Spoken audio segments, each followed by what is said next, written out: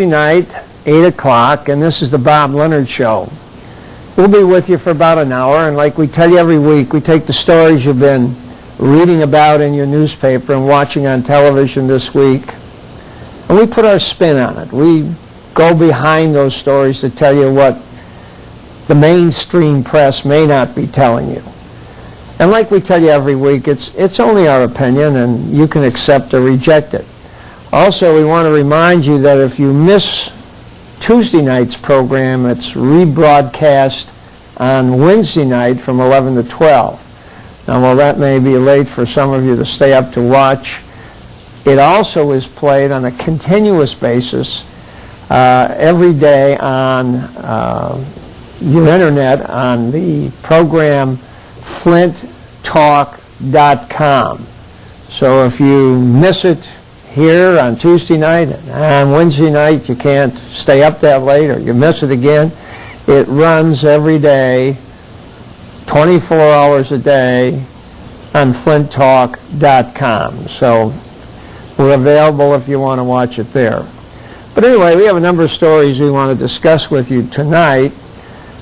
Some of them are very controversial. For example, the police shooting that killed the woman over in the Shady Acres mobile home park last week. Allegedly, she was wielding a knife and coming at them, and they shot her. And the issue is, was the shooting justified or an unnecessary use of deadly force? That's the issue. Now, friends and neighbors who witnessed the shooting claim the woman could easily have been subdued without killing her.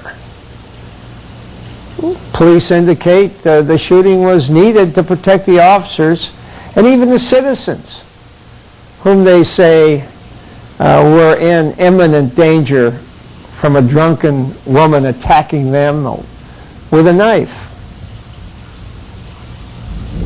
Whose observations of these events are most accurate?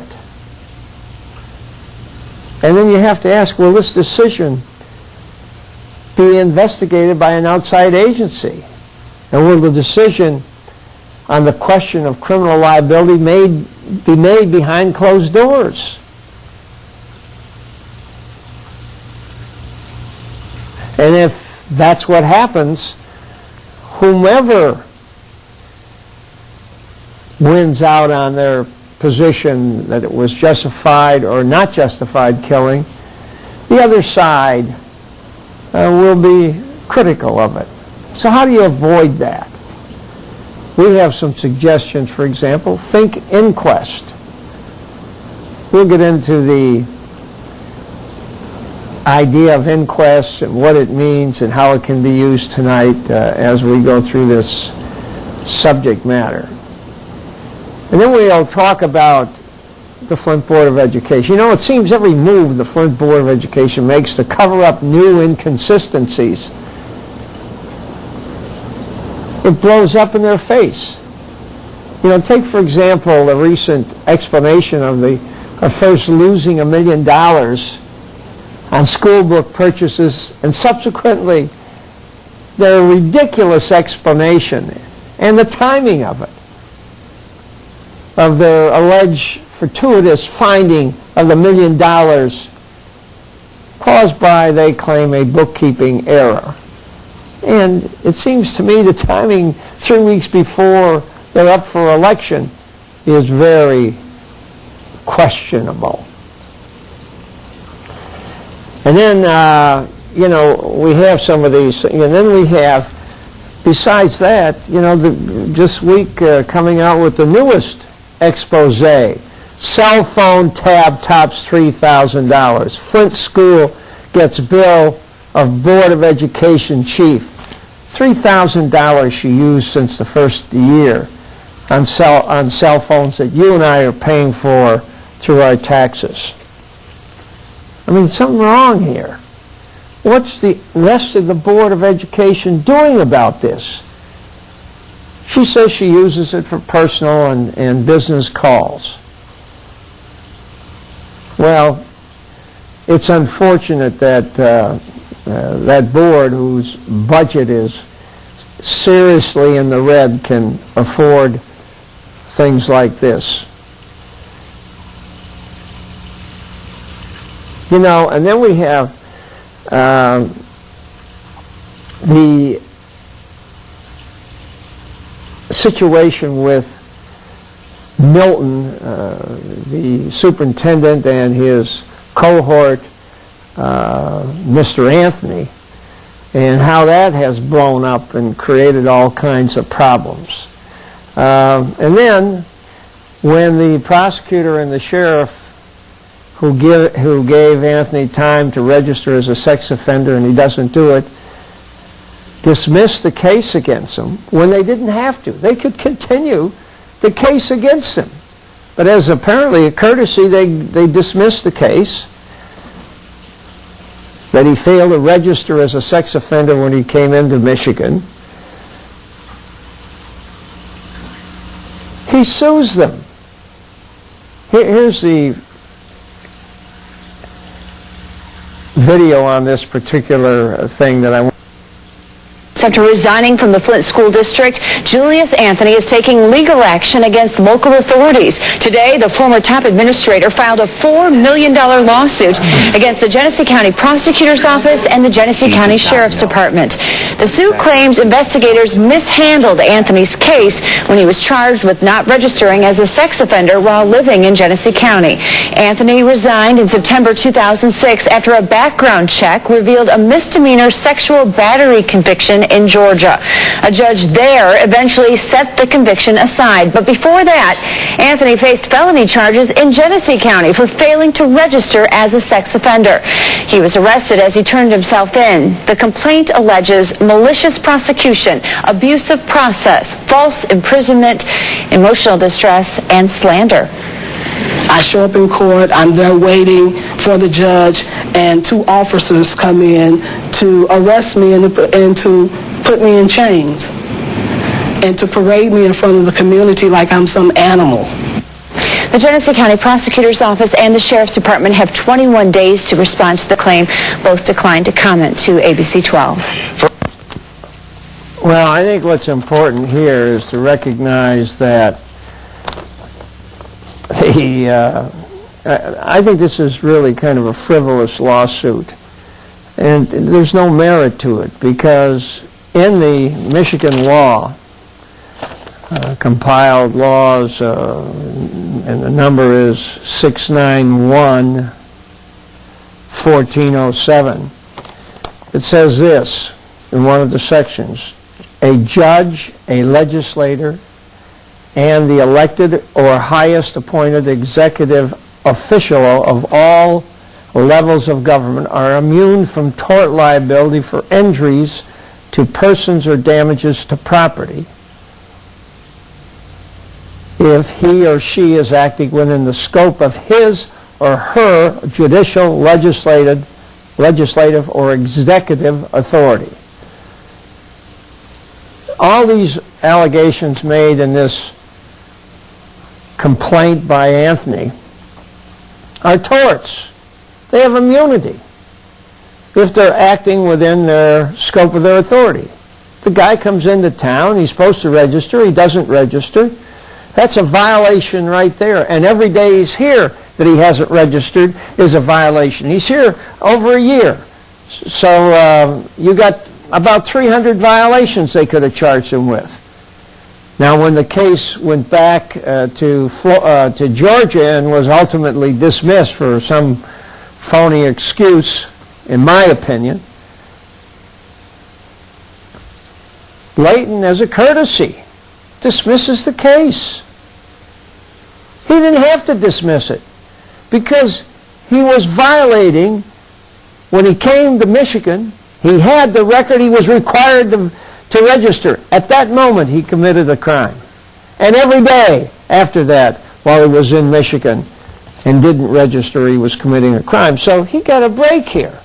Actually, the prosecutor could go back now and charge him again. I'm sure he won't. But this is how meritless this lawsuit is.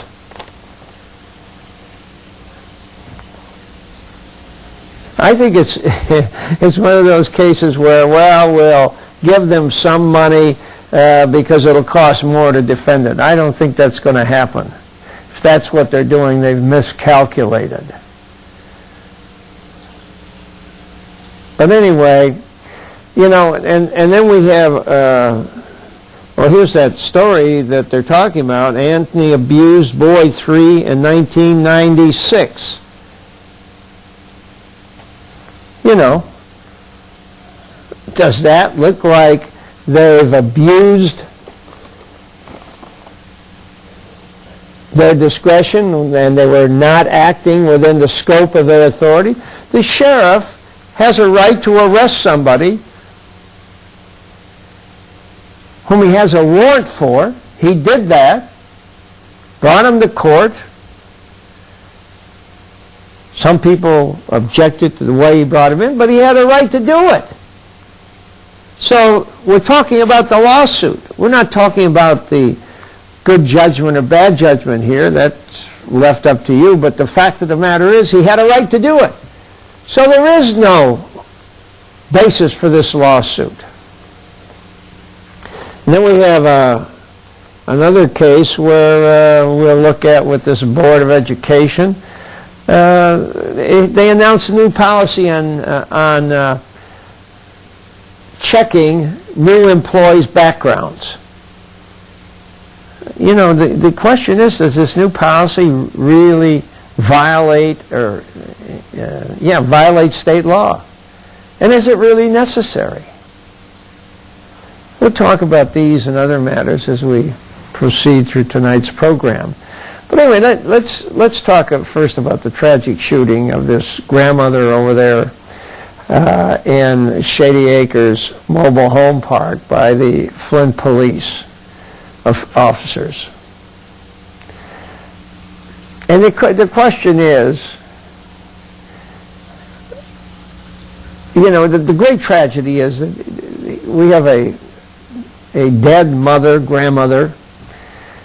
We have witnesses who must have been a horrible experience witnessing this thing. And then we have the officers involved. And then we have, when the decision is made, what confidence the public will have in the criminal justice system when it's made. Whether they believe it, whether they think there's something in the background, some fix in here, you know, it's a very difficult question. You know, the issue is whether or not these officers can be charged with voluntary manslaughter, which is a 15-year felony, or whether the shooting was justified. And you have to look at all the facts. You know, the facts that would indicate against the officers, it would seem to me, the woman was drunk. Maybe the officers could have subdued her without shooting her. You know, she's shot 5 times. You know, seems a little bit like an overreaction. And numerous witnesses there who observed it said the police overreacted. And then you saw a picture of the knife. You know, it's a pocket knife. It seems to me it wasn't what you consider normally seriously detrimental to anybody. And then spraying the shots around might indicate the cops' irresponsibleness. Many innocent citizens were standing around or sitting in their homes when these bullets were going flying. Children, women, men. Anyway, that's the position that those who are critical of the police take. Here's Channel 25's report on what these witnesses said about this incident. Can you play that, please? Eklund Fell spoke to relatives and witnesses. My 7-year-old Thomas said that Grandma's dead, and then my 5-year-old said, but Grandma JoJo's coming back, right? And I didn't. I said, no, baby. 46-year-old Joanne Burgett lived for her 3 grandchildren. But on Friday night, her life ended when she was shot by Flint police. A tragic ending to a life neighbors say was full of love, despite a heavy drinking problem. On Friday, police and friends say Burgett had been drinking all day. She said, "You want me? You want me?" Like that. And had her hands up in the air, and she had like a little pocket knife. Burgett called police herself, something friends say she occasionally did while drinking. The 2 officers say she was refusing to put down the pocket knife. They say they fired when she lunged toward them. However, neighbors say police went too far. She had her hands in the air. She was just staggering back and forth like this. She never lunged towards them with the knife. She never pointed the knife at them, and then the whole time the knife was up in the air. Then police officers shot her 5 times. The lady didn't have a chance. They killed her in cold blood. They murdered that woman. One of the disturbing elements to this story is that there were about 15 to 20 people out and about when the shooting began. One of the bullets that didn't hit Burgett actually hit this trailer about 7 lots down. Neighbors say they grabbed nearby kids and took cover. An investigation is underway while friends and family continue to grieve for a lost friend, mother, and grandmother. She loved her grandkids, and she loved me. There was no reason to do what they did. They could have handled the situation differently. That was NBC 25's Jacqueline Phelps. Now, you know, just a terrible tragedy, obviously, of what happened out there. But we're making a decision, or at least the prosecutor will be making a decision on whether or not there was a crime committed by the police officers. And the issue is, as I say, whether it was justified or whether it was an abuse of their authority and their power. Now, we're not talking about them being fired. We're talking about them being charged with a crime.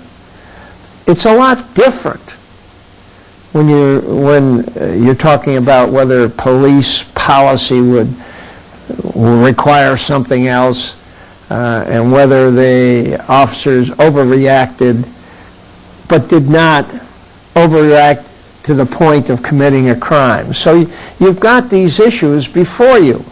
And let me just show you. Now, these witnesses are very firm in their observation.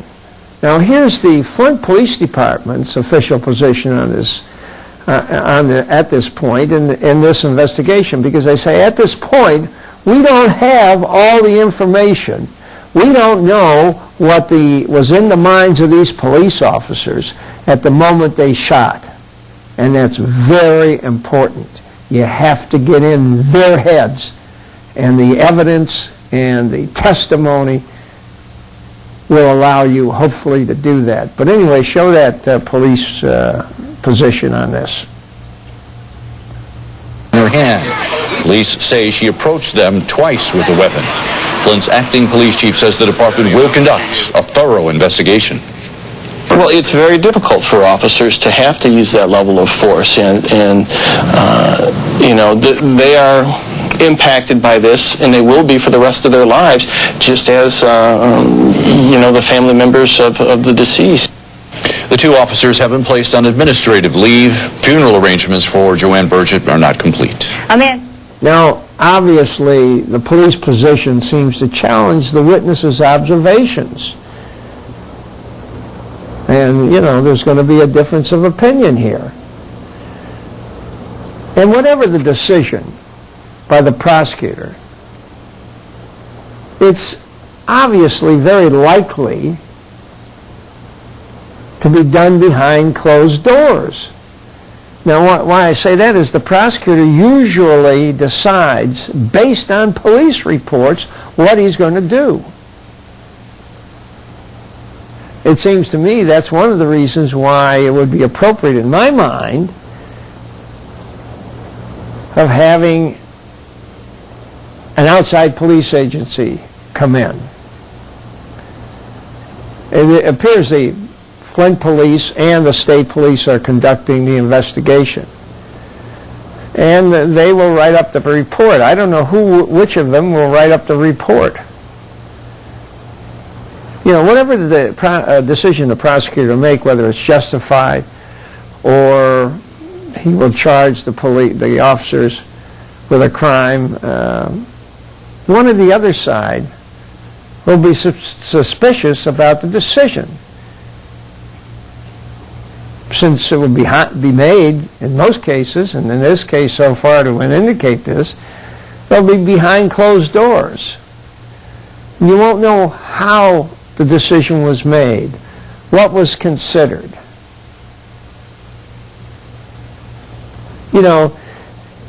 And if it's done this way, it obviously will cause a division of the community. And that's not good for the criminal justice system. And it's not good for if the officers didn't do anything, the public, if nothing is brought against them, when I say didn't do anything criminal, and no action is taken, the one side will probably figure, since they don't know all the facts and it hasn't been made public in the sense that the prosecutor made this decision behind closed doors, it would seem to me that this just generates a suspicion. The suspicion being that the prosecutor and the police department are allies, and they fixed the case. And that'd be unfair to the police officers, because if the law justifies their action and they make the decision behind closed doors, then the officers should be cleared of committing any kind of a crime. And if they make a decision to charge, the other side is saying the prosecutor made a political decision, and that would be unfortunate. There's a way in my mind, and I've been through these cases before, similar types of cases,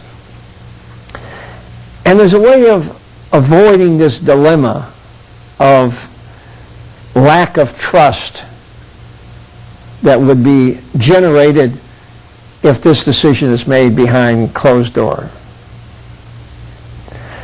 Now, like I say, the first thing that should be done is that Prosecutor Layton should immediately ask the state police to investigate the shooting on their own. Take the onus off the Flint Police Department's back in investigating their own. Obviously, the state police would be viewed as more impartial, it seemed to me. But what we have, according to Layton, and I talked to him this week, is both these agencies are doing the investigation. What I would do, and there's a procedure that isn't used often, and I've used it in the past in highly volatile cases like this when I was prosecutor. I'd set it up for an inquest. So the matter will be put out in public view. You'd hear both sides' stories. And this hasn't been done in some time, but here, let me tell you what the inquest does. A judge sits in public court and he rules on evidence that is going to be introduced in the hearing in his courtroom open to the public. Just like it's a trial itself, as far as the ruling on the evidence. And then what happens is you have a 6-person jury from the public who is empaneled to hear the evidence in public, presented by witnesses who are put under oath. Now this is important because the prosecutor under the regular system, making a decision behind closed doors, does it based on written reports that are given to him by the police after they interview witnesses. The inquest allows you to put those witnesses under oath. And the evidence used to make the decision in the inquest is more reliable, as I say, than the other system, where it's done in secret. And what happens is the prosecutor presents the case to this 6-person jury and all the public sitting in the courtroom and all the press who reports it to the public and their news medias. Now, once the case is put in, or once the information is given to this panel, and that's what the prosecutor would be doing, the panel begins deliberation and returns and makes recommendation of the prosecutor what action they advise the prosecutor to take based on the evidence and testimony that they've heard at this public hearing. Now, it should be noted that the prosecutor can accept or reject the recommendations because that's his function, to make the ultimate decision, but the inquest is to help him make that decision. But whatever he does will be after a full public hearing, which the public was clearly involved. You know, when he makes his decision, they will know what it's based on and whether or not he exceeded his discretion in their mind in making his decision to conclude the killing was justified or not. I mean, I agree that this is kind of an extraordinary procedure, rarely used, but it's there for the kind of case. And it's these types of cases in which the public wants to know how the decision was made and why it was made in the way it was. And the procedure, this procedure of an inquest, is most helpful in these kinds of cases that generate potential public skepticism in the decision making. And then we have the other day, Monday night at the city council meeting, all these council people want to get into it. And we have Caroline Sims, who's from I think the 5th Ward, calling these police officers murderers. The evidence isn't even in yet. But she has made this decision to call them murderers. Now, the Flint Police Department and the Flint police officers didn't particularly care for that. They felt very strongly about her use of the word murderers in describing the officer's action in this case, because no one knows yet what all the evidence will indicate. You know, you have to know, for example, was the woman really attacking the police with a knife in a menacing manner? Or was she just holding the knife up in the air, as one of the witnesses suggests? You know, why 5 shots? Could you have incapacitated her without lethal force?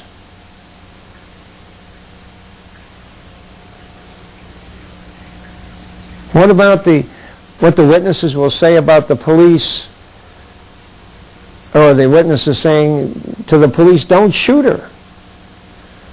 Were their lives actually in jeopardy? Were other citizens' lives in jeopardy where you have a drunken woman out there flashing a knife around? How close was she when the shooting occurred? Could a reasonable police officer fairly believe, based on the circumstances, that the police officers' lives were in jeopardy? Or the witnesses' lives around them may have been in jeopardy? Yeah, just a few of the questions that haven't been answered yet. Now, some of the second-hand comments that some of the union police people are saying are really secondhand hearsay. I don't dispute the fact that this is what the officers may be saying, and you have to keep in mind, it's not what these witnesses think to determine whether or not this was justified killing or not. It's what those officers thought at that moment. And so all the evidence kind of comes together on that point. We haven't heard from the officers, so is it fair to do what Carolyn Sims did the other day? And also, a fellow by the name of Sheldon Neely, who's running for mayor, city councilman. You know, he says these are symptomatic problems with the police department. We have to look at the leadership, Neely says. What in the world is he talking about? Systematic problems of shooting and killing people who may be carrying weapons, who are menacing people with weapons? Well, what kind of a comment is that? Here's the Flint Police Department's, the officers themselves, their response to Carolyn Sims' remarks calling the officers involved in this as murderers, and people like Neely making those kinds of claims and suggesting that's part of the attitude of the Flint Police Department. Can you play that tape, please? Tonight, 2 Flint police unions are calling for a city councilwoman's resignation. This after she refers to a police shooting as a senseless murder. Good evening. I'm Angie Hendershot. And I'm Bill Harris. Carolyn Sims shared her opinions with council at Monday's meeting, days after 2 Flint police officers used deadly force against a 46-year-old woman who they say refused to put down her knife. ABC 12's Taryn Asher live in the newsroom with reaction. Bill, several police officers very upset, especially because Union President Keith Spears says his officers did what they were trained to do. Flint Councilwoman Carolyn Sims, who is also a former Flint police officer, spent several minutes at Monday's meeting bashing 2 Flint police officers who used deadly force to stop a Flint woman with a knife last week. And I don't care if you come back and talk about Carolyn Sims saying that was a senseless murder. Carolyn Sims is senseless. Keith Spear, president of the Flint Police Officers Union, says he and several other officers within the department are outraged. Sims called 2 Flint police officers murderers. But even more shocked that during that same meeting, she accused the officers of getting their inspiration to shoot Joanne Burgett from the Virginia Tech shooter. Shooting in Virginia, that had something to do, that was on officers' minds,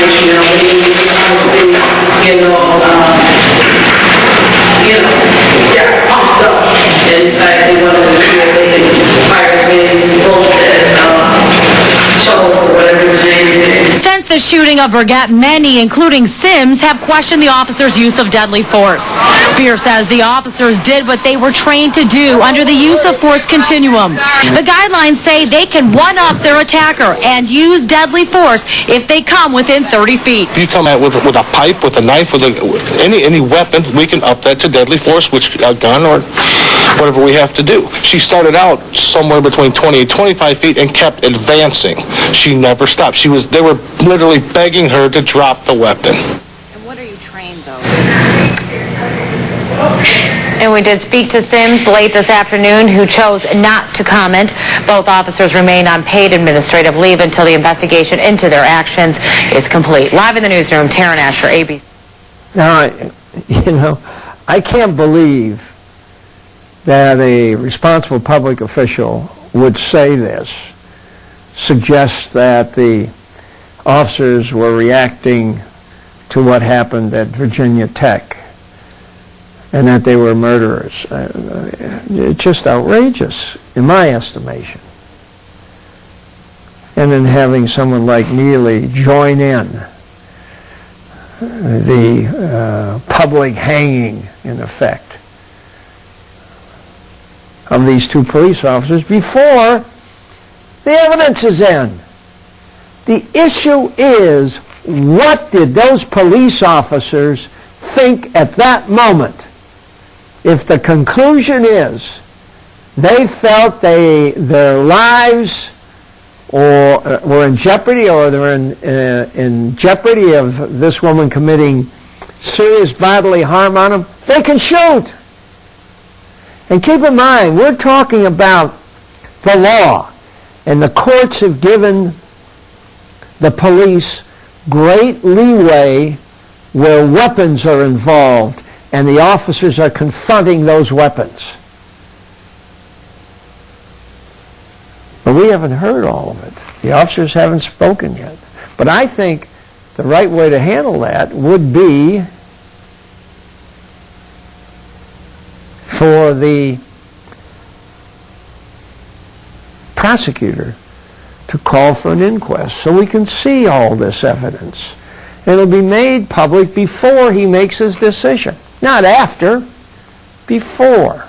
Let's hear what the public says who witnessed it. Let's hear what the officers are saying. Let's hear all of this. Now keep in mind, the officers don't have to testify. But this might be the best place for them to do that. But anyway, the police can bring in their statements that they have obtained from them. And that may make a difference. At least the decision may be made out in the public so the public can see it. And in this type of case, I think you need that kind of support. You need that public support. Let's go on for a moment here to the tragic shooting. To the Flint Board of Education, and look at this case and what's been happening there. We got an election here May 8th, and the school district has many problems that they have created for themselves, and many people feel that it's justifiable reason for a clean sweep of those members of the board that are running on May 8th. This board, they say, has constantly demonstrated an ongoing degree of incompetency that has put the future of our children's education in jeopardy. Here's what the Flint Journal recently said about the school board. Among other things, this is an editorial. It says, it will be up to the Board of Education to judge what's good and bad about the changes he, Milton, and Anthony, is really what they're talking about, installed. Not always with sufficient attention to detail and buy-in from staff. In other words, they ignored staff and did all these things. Who would know better how to support or how to suggest how these changes would be made and what impact they would have on the community? Somebody that's been here for a year, somebody who's been here for like 6 months, or somebody who's been around for 20, 25 years that's seen this school system evolve. Of course, the Milton and Anthony didn't want to bother with these people. Ignored them. And then it goes on and says, the latter also can be said of some of the board members, that is the criticism. The incumbents running in the May 8th election, they too could have been more questioning of Milton's methods, which produced some helter-skelter student shifts and other innovations that often showed too little concern on how the students and the parents were affected. The journal's talking about these board members. Board members should be willing to lead, but must recognize, too, that they are accountable for the district's management and to its customers. Unfortunately, increasing numbers of them have been exiting the system and subsequently worsening its deficit. Pretty critical because, generally speaking, the Journal has supported the school board. And this is, criticism now. That's very unusual. I think that most people are really fed up by some of the board's moves, by some of the things they've been doing. I mentioned this $3,000 for phone bills that just came out this week. The $1 million shortage in the book fund, and in the, fortuitous finding the $1 million just before the election. And then, of course, most importantly, the hiring of Milton, who was just really kind of passing through as he is running the Springfield, Illinois, as the school board superintendent there, indicates clearly. And his hiring of this fellow Anthony, who was charged with sexual assault on a 3-year-old boy. And they kept quiet about it. Here's a guy, Milton, who lied about his education. He had no PhD when he came in, and he claimed he had a double master. He had no double masters. And he lied about his credentials to fit the qualifications to get the job, which required, I think it was 5 years of teaching in elementary education, or in education. And the St. Louis Dispatch newspaper indicated to the Journal that their records indicate he was a substitute teacher for about a year. Lied about that. He also claimed a master's degree, which was false. And then he stated on the school district's application he had no criminal record, when at the time he had been convicted of a sex offense, as they say, on a 3-year-old boy.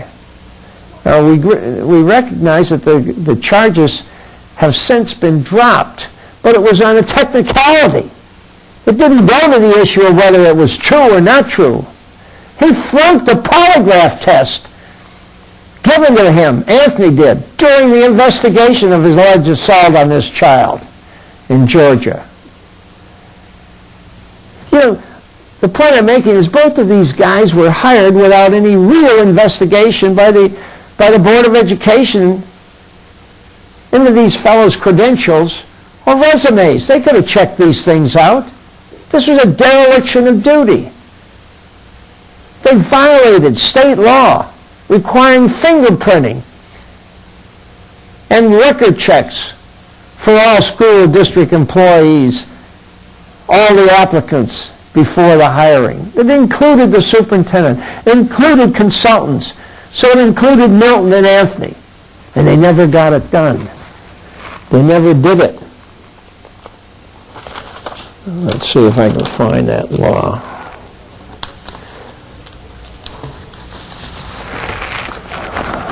Well, let's see here. Well, I can't find the law right now, but the law would indicate that you must, when somebody's being hired, you can hire them temporarily, but before you hire them, you must get their fingerprints and start the process for the record check. Anthony was involved in the school district for almost a year before he was willing to submit his fingerprints, and he never did. He just quit when the heat came down. And Milton never submitted his until he was required to do it. He was told numerous times, and the emails would indicate this between he and the school's administration, he and Milton, to get his fingerprints. The law requires it, and he disregarded it. Both these guys did that. Where was the school board? Because if you check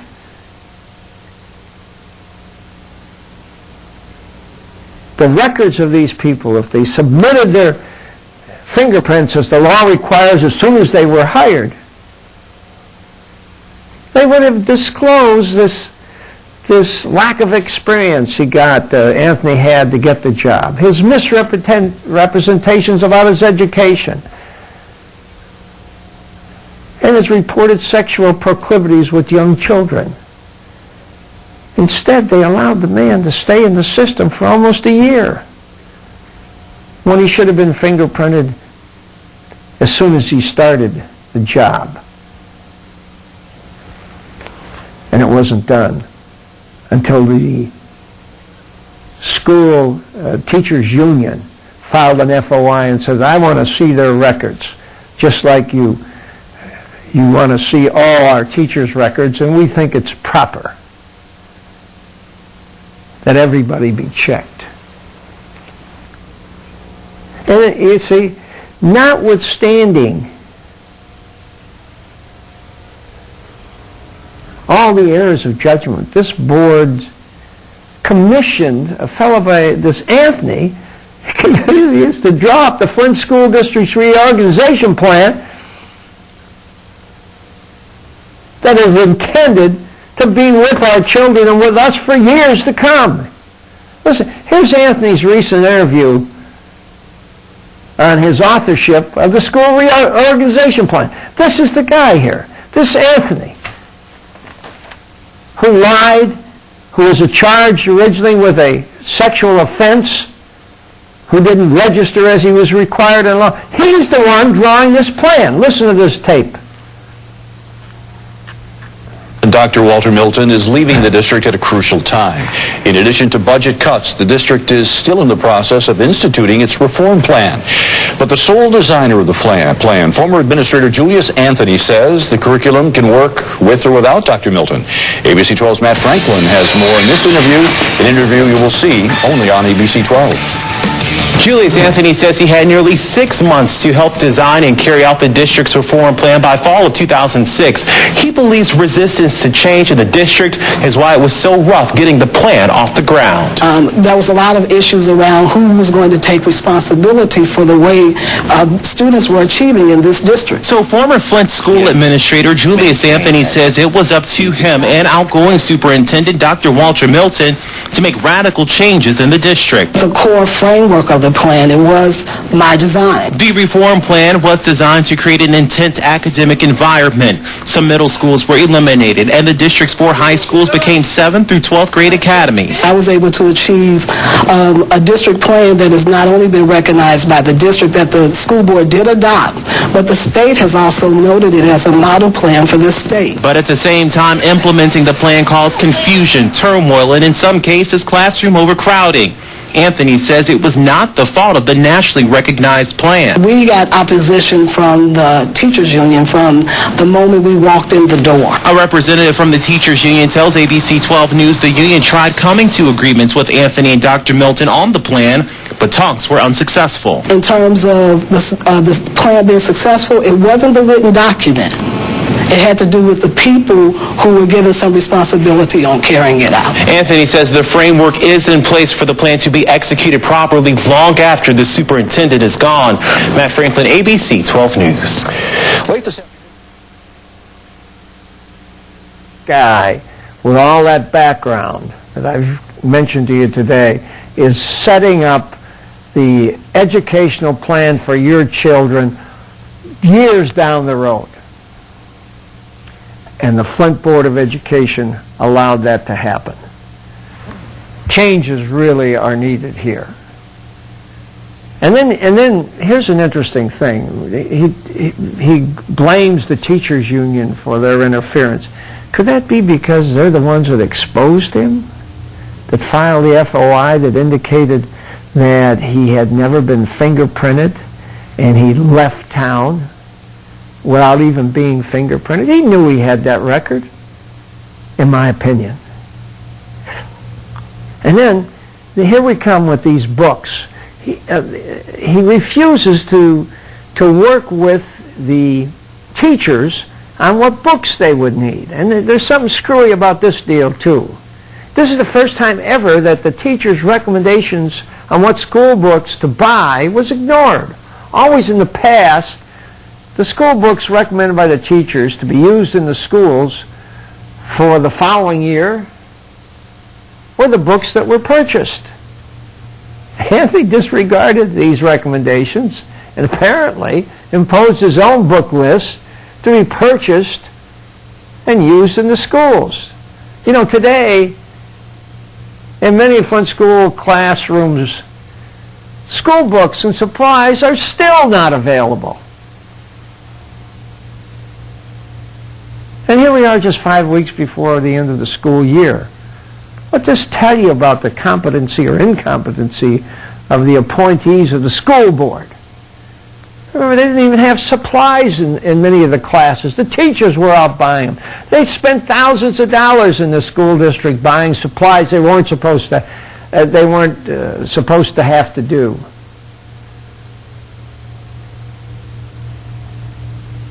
And then the school comes up with Flint District owes millions for textbooks, and it says the money spent on textbooks was $4 million, and that exceeds the allotted amount by nearly $1 million. In May, the board approved spending $3.13 million for the new textbooks as part of Superintendent Milton Jr.'s reform plan. This all goes back to this screwy reform plan. And all of a sudden, we're buying from some company that we owe all this money to. And then we overspend $1 million in violation of state law, in violation of the policy of the school board, which says anything over $19,000, which is above the budgeted amount for that department, has to go through the school board. Never went there. Now all of a sudden, these guys were getting a lot of heat, these school board members who were running for election for this $1 million. All of a sudden, they announced this week, nearly 2 months after this was crunching numbers finds no $1 million overrun in textbook. Isn't that a coincidence? Right before the election. As they say, these board members were running for re-election, have been catching hell since it was first disclosed the school board account was overspent by $1 million. What better way to eliminate the criticism, and this as an issue, than say you found the money? And there's no way of disproving or proving it. Either way, even if they did find it, the question is, it was lost. The fact that they lost the money, if that's the best scenario here, giving them the benefit of the doubt, it indicates again incompetency. Whether or not it was lost is still a serious question. This deserves a close investigation by a law enforcement agency. And then we have the board saying they're coming up with this policy to require a record check, and a fingerprinting of all new employees. That's the law. They're trying to give the impression that they're doing something to correct the problem. There was no problem that couldn't have been corrected if they did their job. All they had to do was demand that Anthony and Milton file their fingerprints before they were hired. And while they were waiting for the results, which might take a month or so, they could hire them. But in a month, you would have found out about Anthony's criminal record. Here we have, having demonstrated these recent programs, how the Flint School Board got into trouble for not doing their job and not checking resumes and credentials of aspiring employees, you would think every one, especially other governmental agencies in this area, would not get caught with their pants down again. But even before the school board's dilemma left the front pages of the local newspaper and lead stories on television, along comes another government agency and does the same thing and embarrasses everyone associated with it.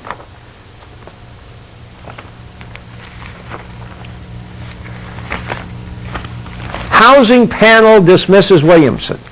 The Flint Housing Commission fired its executive director Tuesday, just 2 weeks after it started working on a $95,000 a year job. Lawrence Williamson was terminated for gross misconduct and material misrepresentation, said Trishelle Young, vice president of the housing panel, after she and other board members met in a closed meeting with Williams and the HUD people. Williams, who would not comment on the firing, but next day he admits claims of degree being false, and also of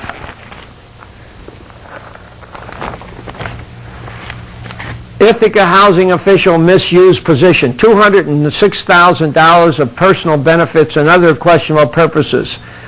He spent more than that. And this newspaper, which see, this is where the Housing Commission failed to do their job. They should have gone out and checked. We went right to the internet and pulled that off. Ithaca housing official misused his position. Big story about how he misused it, how he illegally spent money on himself, lived in a low-income housing, did all these things. And we hire him without checking. Now the panel, apparently the Housing Commission said, well, we called down there and we couldn't get an answer. Wait a minute. This is a organization in Ithaca which is open every day, regular office hours. And they claim they've never received any call. No effort was made to check this guy out, in my opinion. Ron Fonger wrote this story, exposed all this. Ron Fonger is the investigative reporter for the Flint Journal. And without him checking it, we wouldn't have known about it. We've been paying this guy $95,000 a year for nothing. Keep in mind, the commission that fills in on these, decides who these people will be on this housing commission is the Mayor Don Williamson. They're his appointees. It'll be interesting to see what Williamson will do about this embarrassment, if anything. According to the city council, wants to move for cause to have all these board members dismissed. Well, for cause, it almost has to be criminal, but this is just pure stupidity. May not rise to the level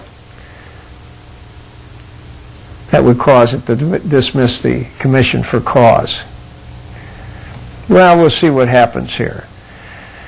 And now we have, a number of people running for the school board, some qualified, some not qualified. Let me tell you, one person you don't want to vote for who's absolutely disruptive at a city council meeting is Alex Harris. He's been thrown out of the council meeting a number of times. He had to be escorted out in the police. You don't need a guy like that on the school board. So be careful when choosing who you want on that school board and these positions that are up this coming week. We have a number of things that we didn't get to this week. We'll get to next week. So we'll see you next week. In the meantime, we'll be at the Williams.